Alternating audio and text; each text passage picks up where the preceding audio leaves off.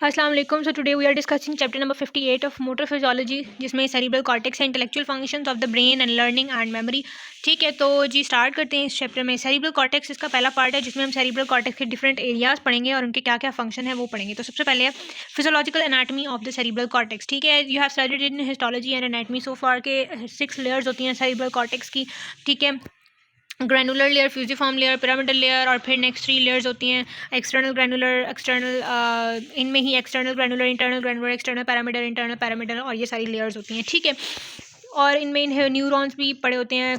ठीक है, ये डायग्राम बनी हुई है, इसकी आपको डिटेल करने की ज़रूरत नहीं है। इसमें बस आपने ये बात याद रखनी है कि सेरिब्रल कॉर्टेक्स तक जो इनपुट आ रही है वो इसकी 2 और 4 लेयर्स में एंड करती है, यानी सेकंड और फोर्थ लेयर में एंड करती है, और जो आउटपुट यहाँ से निकल रही होती है वो 5th लेयर यानी पिरामिडल सेल्स की लेयर से निकल रही होती है। ठीक है, उसके बाद जो यहाँ पर लिखा हुआ है anatomical and functional relations of cerebral cortex to the thalamus and lower centres, इसमें बस इन्होंने ये बताया है कि थैलेमस और जो सेरिब्रम है ये बहुत सेरिब्रल कॉर्टेक्स है बहुत क्लोजली रिलेटेड है और इनका 2 वे कम्युनिकेशन है। लाइक जितनी भी सेंसरी इन्फॉर्मेशन है एक्सेप्ट ऑल फ्रैक्शन वो थैलेमस तक आती है और फिर थैलेमस से सेरिब्रल कॉर्टेक्स में जाती है। ठीक है, और सेरिब्रल कॉर्टेक्स से भी जो इन्फॉर्मेशन आती है वो सबसे पहले थैलेमस में जाती है और फिर वो अदर बॉडी पार्ट्स और अदर ब्रेन सेंटर्स में जाती है, because it is a relay station for every information. तो ये हमारे पास जी इसकी इंपॉर्टेंस है with thalamus and other areas. उसके बाद है, अब हम पढ़ेंगे स्पेसिफिक कॉर्टिकल एरियाज और उनके फंक्शंस। ठीक है, you have studied the cortex के अंदर ना डिफरेंट एरियाज हैं, जैसे आपने पहले सोमेटोसेंसरी एरिया और मोटर एरिया पढ़ लिया है। ठीक है, तो उनके बारे में यहाँ पर बताया हुआ है कि वो हमने ऑलरेडी पढ़ लिया, इसलिए अभी हम उनका डिस्कस नहीं करेंगे। उसके अलावा जो छोटे एसोसिएशन एरियाज हैं और दूसरे एरियाज हैं वो हम इस चैप्टर में पढ़ेंगे। ठीक है, तो सोमेटोसेंसरी एरियाज में you have studied primary somatosensory area, second, और इसमें बताया गया है कि जो प्राइमरी और सेकेंडरी सोमेटोसेंसरी और मोटर एरियाज़ होते हैं उनके फंक्शन क्या होते हैं। कि जो प्राइमरी एरियाज़ होते हैं सेंसरी के, वो सेंसेशंस को रिसीव करते हैं, और जो है प्राइमरी मोटर एरियाज़ वो मोटर सेंसेशंस को प्रोड्यूस करते हैं, जबकि जो सेकेंडरी मोटर मूवमेंट्स को इनिशिएट करते हैं, जबकि जो सेकेंडरी एरियाज़ होते हैं वो इंटरप्रिटेशन करते हैं। इस सेकेंडरी वाले सेकेंडरी सेंसरी वाले सेंसरी की इंटरप्रिटेशन करेंगे और मोटर वाले मोटर की। ठीक है, उसके अलावा वो कह रहे हैं कि कुछ एसोसिएशन एरियाज़ भी होते हैं जो कि एट अ टाइम प्राइमरी और सेकेंडरी दोनों एरियाज से इंफॉर्मेशन रिसीव कर रहे होते हैं और उनको इंटरप्रिटेशन में भी उनका रोल होता है। ठीक है, तो हमारे ब्रेन के अंदर ना 3 एसोसिएशन एरियाज हैं, उनके नाम बताए हुए हैं। ठीक है, what are their names, the parieto occipitotemporal association area, the prefrontal association area and the limbic association area. ये 3 एसोसिएशन एरियाज हैं। अब हम इन एसोसिएशन एरियाज को बारी बारी देखेंगे कि इनके फंक्शंस क्या हैं। तो सबसे पहले है पेराइटो ऑक्सीपिटोटेम्पोरल एसोसिएशन एरिया। जो parieto occipitotemporal association area anteriorly it is bound by the parietal cortex, या जो पेराइटल कॉर्टेक्स है उससे, और जो posteriorly it is bounded by the occipital cortex and laterally it is bounded by the temporal lobe. ठीक है, तो ये इसकी बाउंड्रीज हैं। अब इसके अंदर इसके फंक्शंस क्या क्या हैं वो हम डिस्कस करते हैं। तो सबसे पहला फंक्शन है analysis of special coordinates of the body. Last chapter की अगर आपने लेक्चर सुना हो तो उसमें हमने पढ़ा था कि there is a posterior parietal cortex, वो एरिया होता है पैराइटल लोब के बिल्कुल पास, जिसका फंक्शन क्या होता है वो मोटर और सेंसरी दोनों चीज़ों में इन्वॉल्व होता है। ठीक है, लाइक बेसल गैंग्लिया के साथ उसने कोऑर्डिनेट किया होता है, और जो सेंसेशंस हम रिसीव करते हैं उनकी इंटरप्रिटेशन में उसका रोल होता है, और अगर वो डैमेज हो जाए तो वी हैव स्टार्टेड के पर्सनल निग्लेक्ट सिंड्रोम हो जाता है। तो बिल्कुल ये भी वही है, सुपीरियर पैराइटल कॉर्टेक्स, इसमें पोस्टीरियर पैराइटल कॉर्टेक्स इसका पार्ट है और ये एक्सटेंड करता है इनटू सुपीरियर ऑक्सीपिटल कॉर्टेक्स। यहाँ पर आपको ये एरियाज नज़र भी आएंगे, अभी हम इनके फंक्शन वाइज इनको देखते हैं। यहाँ पर फंक्शंस लिखे हुए हैं। They provide continuous analysis of spatial coordinates of the body। ठीक है, और उसके बाद this area receives visual sensory information from the posterior occipital cortex and simultaneous somatosensory information from the interior parietal cortex, और ये सारे उनको कोऑर्डिनेट करते हैं और visual, auditory and body surrounding को कंप्यूट करते हैं। ठीक है, तो ये इसका फंक्शन है special coordination.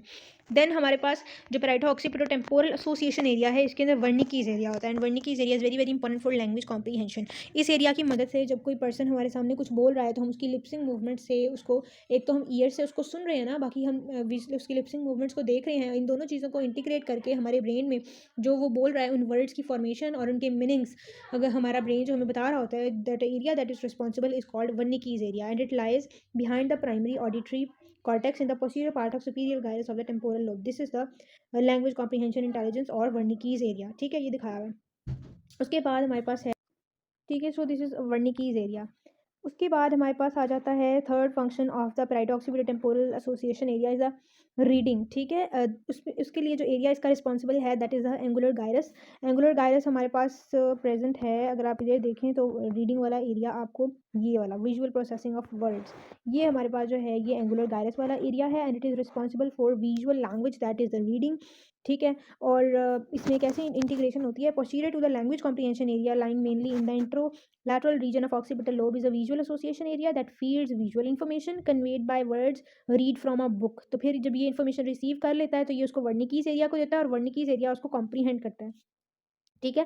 This angular gyrus is needed to make meaning out of the visually perceived words in its absence a person can still have accident language comprehension through hearing but not through reading. ठीक है, उसकी reading की ability empire हो जाएगी और angular gyrus की injury हो जाए तो उसे हम एग्राफिया कहते हैं, inability to write and alexia, inability to read. ये दोनों कंडीशन जो हैं उस पेशेंट में आपको मिलेंगी।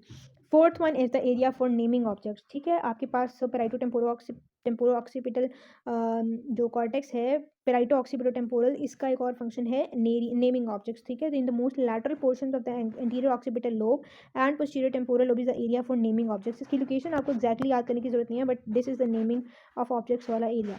उसके बाद इसका फंक्शन क्या है, it the names are learn, mainly हम जिन भी चीज़ों के नाम याद करते हैं वो विजन और ऑडिटरी इनपुट से याद करते हैं। ठीक है, विजन से हम उनकी फिजिकल नेचर याद करते हैं और नेम्स उनके जो है वो ऑडिटरी इनपुट से याद करते हैं। In turn the names are essential for both auditory and visual language comprehension. और ये लैंग्वेज कॉम्प्रीहेंशन फिर जाती कहाँ है, वर्निकीज एरिया में। तो वर्निकीज एरिया का नेमिंग रीडिंग हर चीज़ में बहुत इंपॉर्टेंट है, तो ये डैमेज होगा तो आपकी हर चीज़ लॉस्ट हो जाएगी। Located immediately superior to the auditory names region and interior to visual word processing area. ये वर्निकीज एरिया की फिर उन्होंने लोकेशन बताई है। सो ये हमारे पास फंक्शंस थे पेराइटो टेम्पोरो ऑक्सीपिटल कॉर्टेक्स के। Now we are moving towards pre frontal association area. Pre frontal association जो है ये इन frontal occipital cortex frontal cortex में होगा। ठीक है, और इसकी फंक्शन है कि ये मोटर कॉर्टेक्स के साथ एसोसिएशन में काम करता है और कॉम्प्लेक्स पैटर्न्स ऑफ मूवमेंट्स और इनको जो है वो इसके अंदर इसका रोल है उनकी सीक्वेंसिंग और उनकी प्लानिंग में। ठीक है, यहाँ पर जो एक हमारे पास बड़ा इंपॉर्टेंट एरिया होता है वो ब्रोकाज एरिया होता है। आपके पास पेराइटो ऑक्सीपिटल टेम्पोरल कॉर्टेक्स में वर्निकीज एरिया था सबसे इंपॉर्टेंट, और यहाँ पर होता है ब्रोकाज एरिया। कभी हम उसका पढ़ेंगे कि क्या उसका फंक्शन होता है। अच्छा, the prefrontal cortex receives much pre-analyzed sensory information, especially information on the spatial coordinates of the body that is necessary for planning effective movements. ठीक है, तो हमारे ऑलरेडी बॉडी की जो पोजीशन है वो भी इसके पास उसके भी मैसेज आ रहे होते हैं। Most of the output from the prefrontal area into the motor control system passes through the coordinate portion of basal ganglia thalamic feedback circuit for motor planning। और obviously basal ganglia भी motor planning में involve है तो ये उसके साथ integrate होकर work करता है। उसके बाद prefrontal association area is also essential to carrying out thought processes। कई सारी चीज़ें जो हमारे थॉट प्रोसेसेस में चल रही होती हैं और उसके अकॉर्डिंग फिर जो मूवमेंट इसने इनिशिएट करनी होती है वो जो है ये उसके साथ मोटर एक्टिविटी के साथ मिलकर ये कैरी आउट कर रहा होता है। This characteristics presumably results from some of the same capabilities of the prefrontal cortex that allow it to plan motor activities। ठीक है, उसके बाद इसमें इंपॉर्टेंट क्या है, the prefrontal association area is frequently described simply as important for elaboration of thoughts। ठीक है, और working memories, short term basis of working memories that are used to combine new thoughts while they are entering the brain। तो इसके बारे में जो दो important बातें अभी तक आपने पढ़ी हैं कि ये थॉट्स की एलाबोरेशन के लिए इंपॉर्टेंट होता है और मोटर मूवमेंट्स की प्लानिंग और सीक्वेंसिंग में। ये अभी तक दो बातें पढ़ी हैं। उसके बाद इसका पहला फंक्शन है Broca's area that provides the neural circuitry for word formation. ठीक है, ब्रोकाज एरिया अभी अगर आप इस डायग्राम में देखें तो यहाँ पर आपको वर्ड फॉर्मेशन का एरिया नजर आ रहा है। This is the Broca's area. Broca's area क्या करता है कि जो आप बोल रहे होते हैं उनमें मीनिंगफुल वर्ड्स जो आप बोलते हैं that is due to the Broca's area. ठीक है, it is use for expressing the individual words और even short phrases are initiated and executed. अगर आप इस एरिया को स्टिमुलेट करेंगे, this area also works in close association with the Wernicke's language comprehension centre in the temporal association cortex. ठीक है, and specially interesting discovery is the following, when a person has already learned one language and then learns a new language, the area in the brain where the new language is stored is slightly removed from the storage area of the first language. ठीक है, तो वो कह रहे हैं कि जब आप किसी पहले आपने एक लैंग्वेज लर्न की है, उसके बाद आप एक और लैंग्वेज को लर्न करने की कोशिश करते हैं तो आपकी पुरानी लैंग्वेज के से थोड़ा सा पार्ट रिमूव कर दिया जाता है और वहाँ पर उसको स्टोर कर दिया जाता है। मीन्स कि ये दोनों लैंग्वेजेज जो हैं वो एक ही एरिया में ब्रेन में स्टोर होती हैं। तो ये हमारे पास बेसिकली फंक्शन था प्री फ्रंटल कॉर्टेक्स का, प्रीफ्रंटल एसोसिएशन एरिया का। उसके बाद है limbic association area. Limbic association area जो है जैसा कि नाम से पता चल रहा है ये लिम्बिक सिस्टम के साथ इंटीग्रेट होकर वर्क करता है। ठीक है, जो हमने पेराइटो ऑक्सीपिटल टेम्पोरल एसोसिएशन पढ़ा है उसके नाम से वाजिया था वो occipital region, parietal region, temporal region, इन तीनों के साथ इंटीग्रेट होकर वर्क कर रहा है। जो प्री फ्रंटल था उसमें फ्रंटल वाली चीज़ें थी, फ्रंटल ने मोटर को कंट्रोल करना होता है तो वो मोटर एक्टिविटीज़ के साथ इन्वॉल्व था। ये वाला जो है ये हमारे पास लिम्बिक सिस्टम के साथ इन्वॉल्व है, बिहेवियर, इमोशंस एंड मोटिवेशन। ठीक है, this area is found in the interior pole of temporal lobe. Temporal lobe के अंदर प्रेजेंट होता है। In the ventral portion of frontal lobe, frontal lobe के बिल्कुल थोड़ा पीछे वाली साइड पे। इन द सिंगुलेट गायरस के अंदर जो कि लॉन्गिट्यूडनल फिशर के डीपली प्रेजेंट होता है हर सेरिब्रल हेमिस्फीयर के ऑलमोस्ट मिड सर्फेस पर। ठीक है। उसके बाद हमने फंक्शन पढ़ लिया। फिर ये लिम्बिक सिस्टम के साथ इंटीग्रेट होकर वर्क करता है। The limbic system provides most of the emotional drives for activating other areas of brain and even provides motivational drive for the process of learning itself. तो अब इसके फंक्शंस क्या क्या हैं हमारे पास लिम्बिक एसोसिएशन एरिया के। First is the area for recognition of faces. ठीक है। यानी हम किसी के फेस को रिकॉग्नाइज करते हैं ना, तो वो लिम्बिक सिस्टम के थ्रू करते हैं, लिम्बिक एसोसिएशन एरिया के थ्रू करते हैं। अच्छा, यहाँ पर एक एबनॉर्मेलिटी लिखी है प्रोसोपैग्नोसिया। प्रोसोपैग्नोसिया क्या होता है कि उसमें हम पर्सन के फेसेस भूल जाते हैं। We are unable to recognise faces. This condition occurs in people who have extensive damage on the medial undersides of both occipital lobes and along the medioventral surfaces of temporal lobe, जहाँ पर limbic association area present है। Loss of these face recognition area strangely enough results in little other abnormality of brain function. One may wonder why so much of the cerebral cortex should be reserved for simple task of face recognition. क्यों?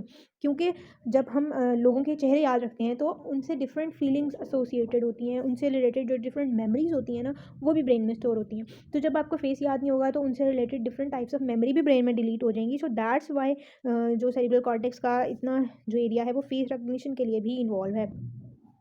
उसके बाद है the occipital portion of this facial recognition area is contiguous with the visual cortex, क्योंकि आपने देख के उसको पहचानना है। अच्छा, विजुअल कॉर्टेक्स भी इसमें इन्वॉल्व है, क्योंकि आप पर्सन को देखेंगे तो आपको मेमोरी आपकी एक्टिवेट होगी लिम्बिक एसोसिएशन एरिया की कि ये पर्सन वो था, आप उसको रिकग्नाइज करेंगे या नहीं करेंगे। ठीक है। और इमोशंस के साथ भी बहुत ज़्यादा इसका रिलेशन है कि अगर कोई पर्सन इमोशनली आप उसके साथ अटैच होते हैं तो वो ज़्यादा याद रहता है एज़ कम्पेयर टू एक पर्सन जो नॉर्मली आपकी लाइफ में आया और चला गया। लाइक नॉर्मली आपके लोगों दिन में कितने सारे लोगों से मिलते हैं, बट आप हर एक को याद नहीं रख पाते। ठीक है। So that's what about limbic association area.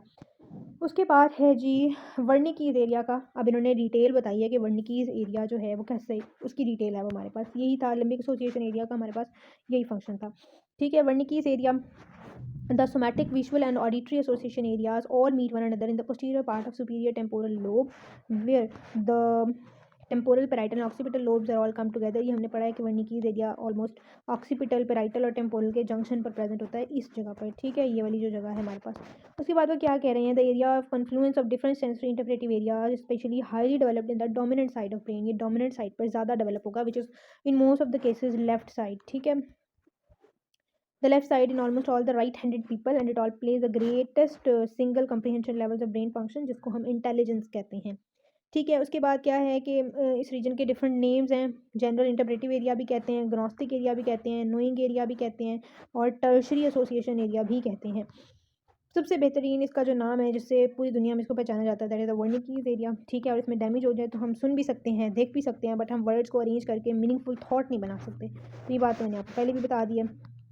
ठीक है। यहाँ पर वही चीज़ जो है ये एक्सप्लेन की हुई है। एंगुलर गायरस, एंगुलर गायरस को भी हम पहले पढ़ चुके हैं कि एंगुलर गायरस में क्या होता है, रीडिंग के लिए इंपॉर्टेंट होता है। तो एलेक्सिया होता है। ठीक है। एलेक्सिया क्या है, वर्ड ब्लाइंडनेस जिसको कहते हैं, आप रीड नहीं कर सकते। और डिसलेक्सिया होता है, डिसलेक्सिया कहते हैं describe difficulty in learning about written language, not complete word blindness. यानी एलेक्सिया होता है कंप्लीट वर्ड ब्लाइंडनेस, बिल्कुल ही रीडिंग नहीं होगी, और डिसलेक्सिया में रीडिंग होगी बट कंप्लीटली जो है आप उसको कंप्रीहेंड नहीं कर पाएंगे। उसके बाद very very important concept of dominant hemispheres, ये एनाटमी और फिजियो दोनों में ही बड़ा इंपॉर्टेंट है और पेपर में आ भी जाता है कि डोमिनेंस, सेरिब्रल डोमिनेंस होती क्या है। तो जी वर्निकीज एरिया और जो एंगुलर गायरस है और डिफरेंट स्पीच और मोटर एरियाज़ के जितने भी मोटर फंक्शंस हैं, ये सारे हमारे नेचुरली किसी ना किसी एक सेरिब्रल हेमिस्फीयर में ज़्यादा डोमिनेंट होते हैं। ठीक है। तो उस सेरिब्रल हेमिस्फीयर को हम डोमिनेंट हेमिस्फीयर कहते हैं। ठीक है। जहाँ पर सारे फंक्शंस ऑलमोस्ट डोमिनेट कर रहे हों अदर से। तो 95% पीपल में left hemisphere is the dominant one. उसके बाद इन्होंने इस डोमिनेंस की रीज़न बताई है कि वो कह रहे होते हैं कि ना जब अर्ली डेवलपमेंटल लाइफ होती है ना, कि यहाँ से हम रीड करते हैं, the following theory can explain the capability of one hemisphere to dominate the other hemisphere. The attention of mind seems to be directed to one principal thought at a time, presumably because the left posterior temporal lobe at birth is usually slightly larger than the right lobe. तो जो क्योंकि वो naturally left वाला थोड़ा सा बड़ा होता है, तो क्या होता है कि उस साइड की ही सारे स्ट्रक्चर्स फिर वो बड़े होने लग जाते हैं। ठीक है। और हम उसको ज़्यादा यूज़ करने लग जाते हैं। सो दैट्स वाई जो है वो लेफ्ट साइड वाला ब्रेन डोमिनेंट होता है और राइट साइड वाला नॉन डोमिनेंट होता है। और हमारी इस वजह से राइट साइड यूजुअली डोमिनेंट होती है, क्योंकि कॉन्ट्रालेटरल साइड को वो कंट्रोल कर रहा होता है। ठीक है। There after because of the tendency of to direct one's attention to the better developed region, तो उस वजह से वहाँ पर रेट ऑफ लर्निंग भी ज़्यादा होती है, वहाँ जल्दी स्टार्ट हो जाती है और वो ज़्यादा डेवलप होने लग जाता है as compare to the other side. ठीक है। उसके बाद क्या है कि जो यहाँ पर ये लिखा हुआ है कि जो ब्रोकाज एरिया होता है ना, प्री मोटर स्पीच एरिया, वो भी उसी में डेवलप होता है क्योंकि वो जल्दी डेवलप होना स्टार्ट हो जाता है, हम उसको यूज़ ज़्यादा करने लग जाते हैं, तो वहाँ पर सारे स्ट्रक्चर जो हैं वो डेवलप होने लग जाते हैं। और यहाँ पर फिर ब्रोकाज एरिया का फंक्शन लिखा हुआ है, वो हमने पढ़ लिया हुआ है। ठीक है। मोटर एरियाज भी वहाँ पर अच्छे डेवलप होने लग जाते हैं, जिसकी वजह से राइट हैंडेडनेस जो है, जो left side of brain in 90% of individual, ठीक है, क्योंकि 90% ऑफ पीपल में जो लेफ्ट साइड है वहाँ पर ही जो कंट्रोलिंग हैंड मूवमेंट्स हैं वो मोटर एरियाज अच्छे से डेवलप करते हैं, तो राइट हैंडेडनेस होती है। ठीक है। और जो है वो कम्युनिकेशन तो लेफ्ट साइड की टुवर्ड्स द राइट होती है थ्रू द कॉर्पस कैलोसम, जहाँ पर पूरी क्रॉसिंग हो रही होती है। So that's all about it. उसके बाद है वर्निकीज एरिया की डिटेल लिखी हुई है। वर्निकीज एरिया में क्या होता है, मैंने आपको पहले ही बता दिया है कि जब हम कोई बुक रीड करते हैं, we do not store the visual images of the printed word, बल्कि हम उनके मीनिंग्स को स्टोर करते हैं। वो कहाँ स्टोर होते हैं? लैंग्वेज की फॉर्म में, वर्निकीज एरिया में। तो ये इंटेलेक्चुअली भी बहुत ज़्यादा इंपॉर्टेंट है। यहाँ पर भी वही एक्सप्लेन किया हुआ है। अच्छा, function of right occipital temporal cortex in the non dominant hemisphere. अच्छा, नॉन डोमिनेंट ने उसकी इंपॉर्टेंस एक एग्जांपल से बताई है कि अगर डोमिनेंट हेमिस्फीयर वाला वर्निकीज एरिया डिस्ट्रॉय हो जाए तो पर्सन जो है वो लैंग्वेज से रिलेटेड अपने सारे फंक्शन जो है, जैसे रीडिंग की एबिलिटी है और जो लैंग्वेज कॉम्प्रीहेंशन है, वो सारी एबिलिटीज़ ख़त्म हो जाती हैं। ठीक है, क्योंकि वो डोमिनेंट हेमिस्फीयर्स में ही होता है। लेकिन साइकोलॉजिकल स्टडीज़ ने ये रिवील किया है that the non dominant hemisphere में be specially important for understanding and interpreted musical non-verbal visual experiences, spatial relations between the persons and their surrounding, the significance of body language and intonations of people voices, and probably many somatic experiences related to the use of the limbs and hand.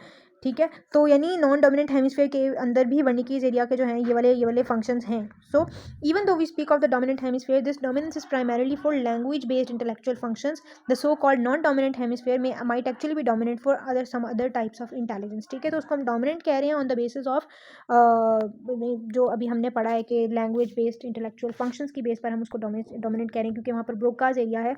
लेकिन जो non dominant hemisphere हैं वहाँ पर भी different functions perform हो रहे हैं, जैसे यहाँ पर है कि नॉन वर्बल विजुअल एक्सपीरियंसेस हैं, म्यूजिक है, स्पेशियल रिलेशंस हैं पर्सन के और उसके सराउंडिंग्स के, वो सारे वही कंट्रोल कर रहा होता है नॉन डोमिनेंट हेमिस्फीयर। ठीक है। उसके बाद है higher intellectual functions of the prefrontal cortex के हमने फंक्शंस पढ़े हैं। ठीक है। उसमें ब्रोकाज एरिया है।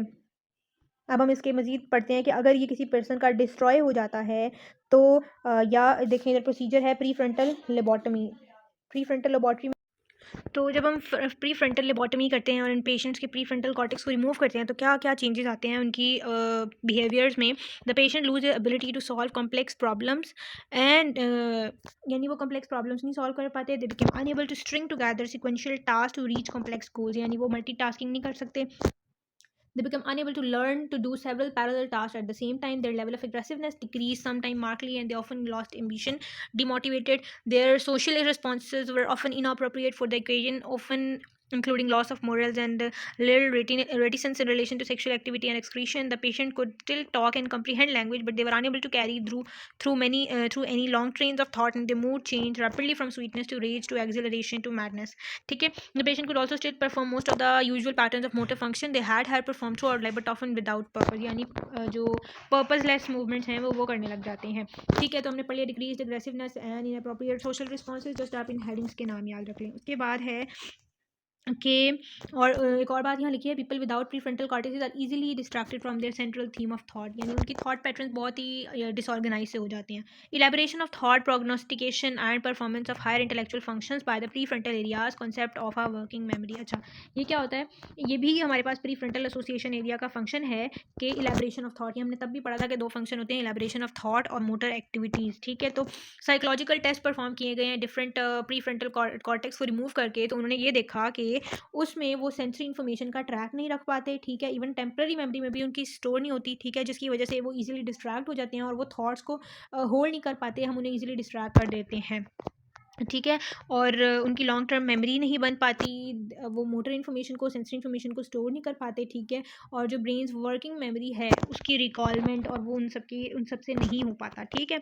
In fact studies have shown that the prefrontal areas are divided into separate segments for storing different types of temporary memory. लेकिन इन पेशेंट्स के अंदर storing sensory information, storing movement, storing other memories, वो सारी disrupt हो जाती हैं और कोई रिकॉल प्रॉपर्टीज़ नहीं रहती। ठीक है।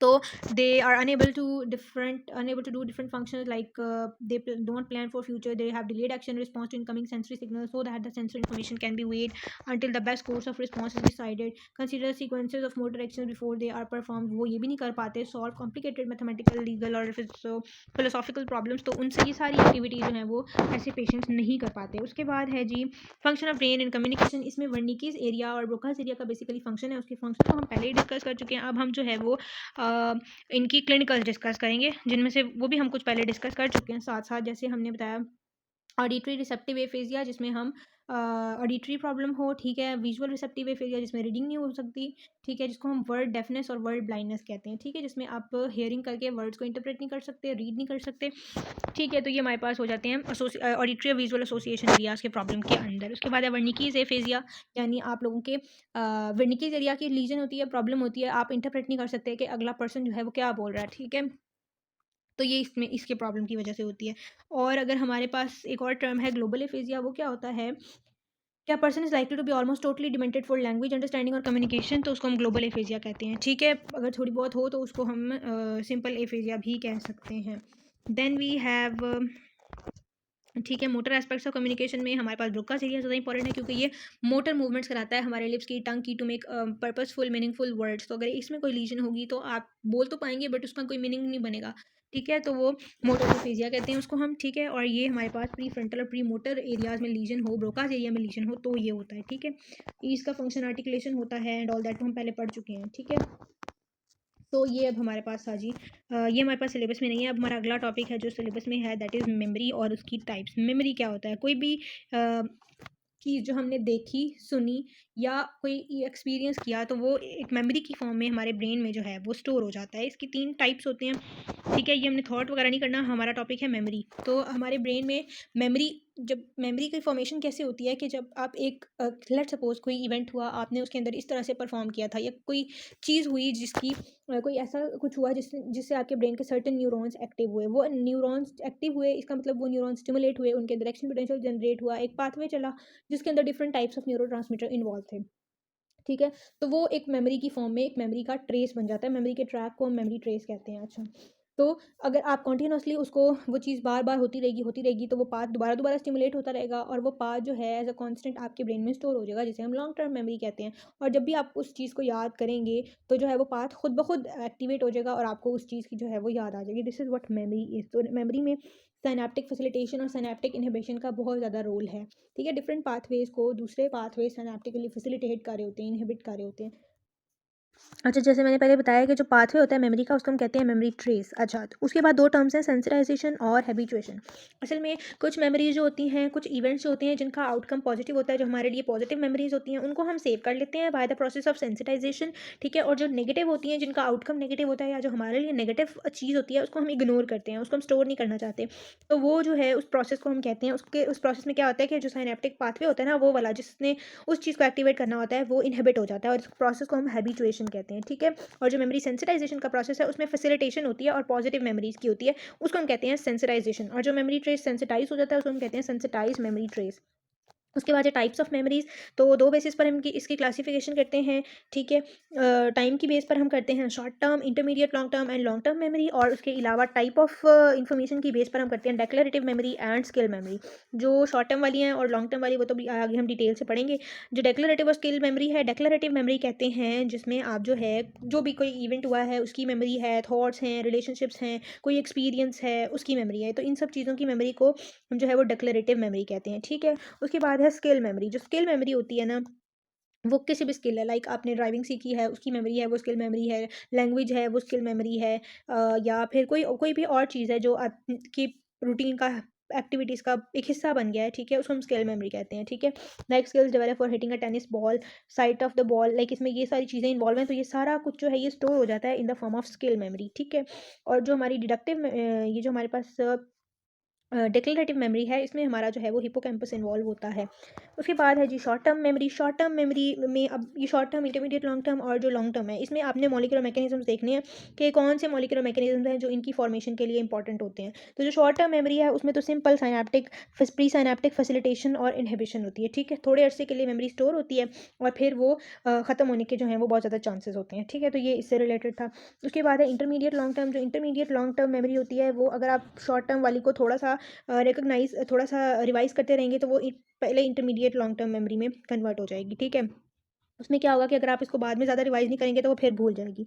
तो इसमें हम इंटरमीडिएट मेमोरी कहते हैं और इसमें लास्ट फॉर मेनी मिनट्स और इवन वीक्स, ठीक है। बट ये इतनी लॉन्ग टर्म नहीं होती कि आपको ये हमेशा याद रहे, ठीक है। और इसमें जो मॉलिक्यूलर मैकेनिज्म्स इन्वॉल्व होते हैं वो भी प्री साइनेप्टिक इनहिबिशन और प्री साइनेप्टिक जो है वो स्टिमुलेशन होता है, ठीक है। और एक और कि जो प्री साइनेप्टिक एंडिंग है उसमें न्यूरोट्रांसमीटर की कंसंट्रेशन थोड़ी इंक्रीज हो जाएगी, ठीक है। और हैबिचुएशन और यानी इसमें वही मेमोरीज इंटरमीडिएट लॉन्ग टर्म में जाएंगी जो हमारे लिए पॉजिटिव होंगी, यानी हैबिचुएशन का फिनोमिना जो है वो होगा और सेंसिटाइजेशन का होगा। जो नहीं चाहिए वो डिलीट हो जाएंगी थ्रू हैबिचुएशन और उनकी जो है वो हम उनका रिपीटेड रिस्पॉन्स जो है वो लूज़ कर देंगे, ठीक है।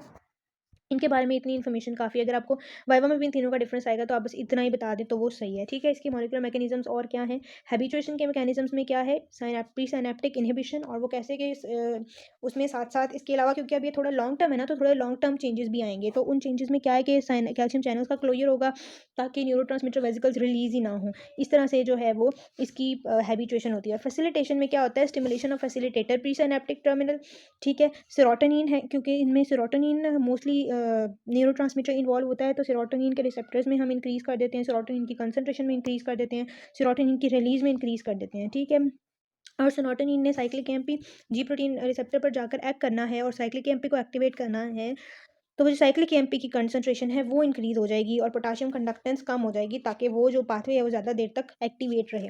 लैक ऑफ पोटाशियम कंडक्शन, ठीक है। Prolonged action potential causes prolong activation of calcium channels allowing tremendous quantities of calcium ions to enter the sensory synaptic terminal और ज़्यादा सेरोटोनिन रिलीज होगी, ठीक है। तो ये हमारे पास कुछ मैकेनिज्म्स है जिनके जरिए से इंटरमीडिएट लॉन्ग टर्म मेमोरी बनती है। उसके बाद लॉन्ग टर्म मेमोरी पे आ जाएँ तो वो बहुत लंबी मेमोरी होती है जो याद रहती है और ये कंटिन्यूस, इसमें स्ट्रक्चरल चेंजेस आ जाते हैं साइनेप्स पर, न्यूरोट्रांसमीटर पर, ताकि वो जो पूरा मेमोरी ट्रेस है एक, वो स्टोर हो जाए। तो इसमें कौन कौन से मैकेनिज्म है, increase in vesicle release sites for secretion of transmitter substance, increase in the number of transmitter vesicles, increase in number of pre synaptic terminals and changing in structure of dendritic spines that permit transmission of stronger signals. तो ये सारे इसके अंदर जो changes आते हैं, ये changes पूछे जा सकते हैं। अदरवाइज जो है वो मेमोरी की इन्फॉर्मेशन जो है वो इतनी ही रिक्वायर्ड है। उसके बाद है consolidation of memory. Consolidation of memory है कि जब आप शॉर्ट टर्म मेमोरी को लॉन्ग टर्म मेमोरी में कन्वर्ट करते हैं तो उसको हम कहते हैं कंसोलिडेशन। मेमोरी को कंसोलिडेट कर देना, उसको पक्की तरह से ब्रेन में स्टोर कर देना, ठीक है। उसके लिए आपको क्या क्या चाहिए, आपको उसकी कंटिन्यूस रेपिटेशन चाहिए, ठीक है। अगर हम उसी शॉर्ट टर्म मेमोरी को रिपीट करते जाएंगे करते जाएंगे करते जाएंगे तो वही सारे मॉलिक्यूलर मैकेनिज्म जो हमने अभी लॉन्ग टर्म की फॉर्मेशन के लिए पढ़े हैं ये सारे एक्टिवेट हो जाएंगे। मैसेंजर आरएनए की सिंथेसिस बढ़ जाएगी, ट्रांसक्रिप्शन बढ़ जाएगी, वो वाली न्यूरोट्रांसमीटर की सिंथेसिस बढ़ जाएगी, रिसेप्टर की सिंथेसिस बढ़ जाएगी और अल्टीमेटली जो है हमारे पास ये सारे चेंजेस आएंगे और मेमोरी की कंसोलिडेशन हो जाएगी। But it requires time because all these processes are time taking, so that's why जो है इसमें टाइम चाहिए होता है, ठीक है। Rehearse enhances the transference of short term memory into long term memory. अब इसमें आगे इसी चीज़ को जो है वो एक्सप्लेन किया हुआ है, ये आपको पता है, ठीक है। New memories are codified during consolidation. के कंसोलिडेशन के दौरान ना जो न्यू मेमोरीज आ रही होती है ना उन्हें हम कोडिफाई कर देते हैं। यानी कोडिफाई करने का मतलब क्या है कि during this process similar types of information are pulled from the memory storage bins and used to help process the new information, ठीक है। और new memories are codified into different classes of information। यानी अगर उस consolidation के दरमियान कोई new memory आ रही है ना तो वो देखा जाएगा न्यू मेमोरी किस क्लास ऑफ मेमोरी से बिलोंग करती है। अगर वो कोई इवेंट है या कोई स्किल है या कोई नेगेटिव है पॉजिटिव है उस बेस पर उसको उस क्लास में जो है वो डाल दिया जाता है। The new and old are compared for similarities and differences, and part of the storage process is to store the information about these similarities and differences rather than to store the new information unprocessed। तो उसको पहले process किया जाता है और फिर उसको जो है वो स्टोर किया जाता है। उसके बाद है कि हिप्पोकैम्पस का क्या रोल है मेमोरी में। तो hippocampus is very very very important in the formation of memory. ये जो मेमोरी के ट्रेसेस बनते हैं इनकी स्टिमुलेशन हिप्पोकैम्पस से होती है। हिप्पोकैम्पस के अंदर भी मेमोरी बहुत ज़्यादा जो है वो स्टोर हो रही होती है, हमारी लर्निंग के लिए बहुत इंपॉर्टेंट होता है। और अगर हिप्पोकैम्पस डैमेज हो जाए तो हमारे पास जो है एमनीजिया हो जाता है, which is the loss of memory. इसकी दो टाइप्स होती हैं, एंट्रोग्रेड एमनीजिया और रिट्रोग्रेड एमनीजिया। एंट्रोग्रेड आप इस तरह से याद रखें, एंटीरियर और रिट्रो मीन पोस्टीरियर। तो एंट्रोग्रेड में आगे वाली न्यू मेमोरीज नहीं बनेगी, यानी आपको रिसेंट कुछ पुरानी मेमोरीज होंगी बट रिसेंट आपको कोई मेमोरी नहीं रहेगी, नई चीज़ें भूलती जाएंगी। और रिट्रोग्रेड एमनीसिया में पुराने पास्ट इवेंट्स भूल जाएंगे और जो न्यू मेमोरीज हैं वो स्टोर होती जाएंगी। तो ये इन दोनों में डिफरेंस होता है, ठीक है। ठीक है, ये डिफरेंस इंपॉर्टेंट है। उसके बाद है कि हिपोकैम्पस में हमारे पास रिवॉर्ड और पनिशमेंट सेंटर्स भी होते हैं, जो कि अच्छा यहाँ पर एक क्वेश्चन है, why are the hippocampi so important in helping the brain to store new memories. तो इसका आंसर ये है कि क्योंकि इसमें इंपॉर्टेंट पाथवेज होते हैं रिवॉर्ड एंड पनिशमेंट सेंटर के। तो वो वाली इन्फॉर्मेशन, वो वाली मेमोरी जो कि रिवॉर्ड से रिलेटेड हो, तो हमारा ब्रेन उसको इमोशनली अटैच करके उसको ज़्यादा देर तक रिटेन करके रख सकता है, और जिनके साथ पनिशमेंट एसोसिएटेड हो वो भी मेमोरीज याद रहती हैं, जबकि जिन मेमोरीज का कोई आउटकम नहीं होता वो मेमोरीज याद नहीं रहती, ठीक है। बिकॉज सेंसरी स्टिमुलाई और thoughts that can cause pain और aversion excite the limbic punishment centre, और जो प्लेजर कॉज करते हैं वो रिवॉर्ड सेंटर्स को स्टिमुलेट कर देते हैं। और ये सारे एक बैकग्राउंड मूड और मोटिवेशन प्रोवाइड करते हैं टू स्टोर इन्फॉर्मेशन, और ब्रेन हमारा उस एक्सपीरियंस को रिमेंबर करता है, स्टोर करता है, और फिर हिप्पोकैम्पाई उसको एज अ मेमोरी ट्रेस बनाकर हमारे ब्रेन में जो है वो उस इवेंट की मेमोरी को जो है वो स्टोर कर लेते हैं, ठीक है। उसके बाद है hippocampi are not important in reflexive learning. Reflexive learning क्या होती है? स्किल लर्निंग, ठीक है। स्किल लर्निंग में मैंने आपको डेक्लरेटिव और स्किल में जब हमने डिफरेंस पढ़ा तो मैंने आपको बताया डेक्लरेटिव लर्निंग में हिप्पोकैम्पस इंपॉर्टेंट होती है। स्किल लर्निंग जो है ना, अगर आपकी हिप्पोकैम्पस डिस्ट्रॉय भी हो जाते हैं और अगर आप ड्राइविंग करना आपको आता है तो वो आप ड्राइविंग फिर भी कर लेंगे, because it was skill learning और वो हिप्पोकैम्पाई में स्टोर नहीं होती, ठीक है। तो people with hippocampal lesion usually do not have difficulty in learning physical skills that do not involve verbalisation और सिंबॉलिक टाइप्स ऑफ इंटेलिजेंस, जैसे people can still learn the rapid hand and physical skills required in many types of sports, ठीक है। तो इसको हम skill या reflexive learning कहते हैं। It depends on physical muscle memory, ये बेसिकली मसल मेमोरी में स्टोर होता है। सो दैट्स वाई जो हिप्पोकैम्पस है वो इसमें इंपॉर्टेंट नहीं है। That's all for this chapter. Now we will discuss next chapter in the next video. Thank you so much for watching. Allah.